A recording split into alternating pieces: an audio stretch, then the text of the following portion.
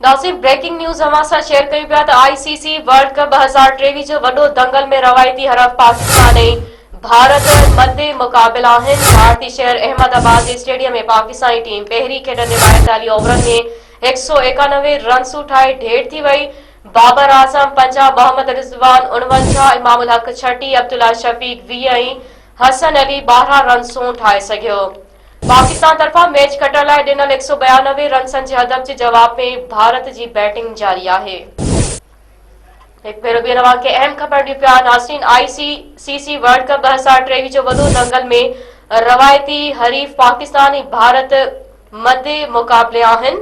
भारतीय शहर अहमदाबाद जे स्टेडियम में पाकिस्तानी टीम पहिरीं खेॾंदे 42 ओवरनि में 191 रन्सूं ठाहे ढेर थी वई। बाबर आज़म 50, मोहम्मद रिज़वान 49, इमामुल हक 36 ऐं अब्दुल्ला शफ़ीक 20, हसन अली 12 रन्सूं ठाहे सघियो। पाकिस्तान तरफां मैच खटण लाइ ॾिनल 192 रन्सनि जे हदफ़ जे जवाब में भारत जी बैटिंग जारी आहे।